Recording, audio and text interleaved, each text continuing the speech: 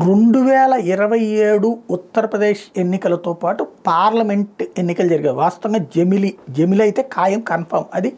కాకపోతే 2029కి క్లియర్ చేసి 2034 నుంచి జమిలికి ప్రిపేర్ అవుతున్నారు. ఒక కాన్స్టిట్యూషనల్గా ప్రాబ్లం రాకుండా ఉండేందుకోసం అని చెప్పేసి అది క్లియర్గానే ఉంది. జమిలి ఎన్నికలు అయితే తీసే ప్రసక్తి లేదన్నది ఆల్రెడీ మోడీ చెప్పారు. బిల్లు కూడా ఇంట్రడ్యూస్ చేసుకొచ్చారు. ఆల్రెడీ అది కమిటీ అయిన తర్వాత నడుస్తుంది.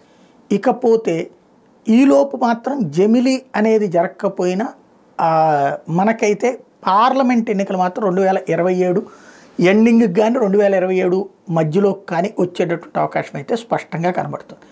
దానికి ప్రిపేర్డ్గా ఉండేటటువంటి సందర్భంలో యోగి ఆదిత్యనాథ్ని అప్పుడు ఏమైనా ముందుకు తెస్తారా, లేదా నరేంద్ర మోడీ పేరుతోనే పార్లమెంట్ ఎలక్షన్స్కి వెళ్ళిపోయి, ఎందుకంటే ప్రజలు అత్యధికంగా ఆదరిస్తుంది నరేంద్ర మోడీ, కానీ ఈ మధ్య క్రమంగా యోగి పట్ల అంటే హిందుత్వవాదులలో యోగి పట్ల విపరీతమైనటువంటి ప్రేమ ఉంది.